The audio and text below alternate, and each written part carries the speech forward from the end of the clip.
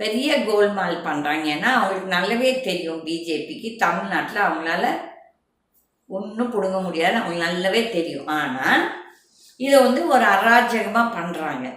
இப்போ இந்த பீகார் எலெக்ஷன் அப்போ நாங்களே அவர் சொல்லி இந்த மாதிரி why can't the opposition parties boycott the polls சொல்லி as well as even the Lok Sabha MPs எல்லாருமே ரிசைன் பண்ணணும்.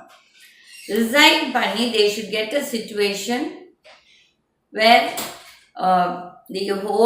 the parliament will collapse. அந்த மாதிரி பண்ணாதான் இந்த மோடி அண்ட் அமித்ஷா இவங்களுக்கெல்லாம் ஒரு இது வரும். ஆனால் இவங்களுக்கு என்ன தென்னா வெட்டுனா ஆப்போசிஷனுக்குள்ளார யூனிட்டி இல்லாதவல்ல அவங்க தென்னா வெட்டாக இருந்துகிட்ருக்காங்க. பட் இது ரொம்ப நாளைக்கு இப்படியே போயிட்டுருக்காது. இப்போ இந்த தமிழ்நாட்டில் இப்போ இந்த special intensive revision of electoral rolls இப்போ ஆரம்பிச்சிருக்காங்க.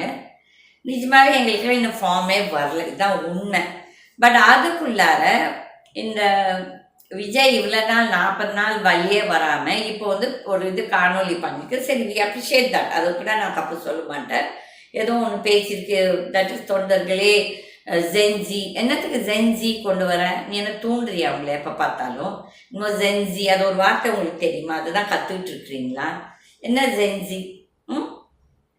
ஆளும் கட்சியில் மேட்ச் தான் அது கிடையாது. நீ சென்சிபிளாக சொல்லு, என் தோழர்களே, என்னோட கட்சி தொண்டர்களே, நீங்கள்லாம் விழிப்புணர்வாக இருங்க, போய் இந்த மாதிரி எல்லாத்தையும் போய் ஃபாலோ பண்ணுன்னா உங்களால் பண்ண முடியாது.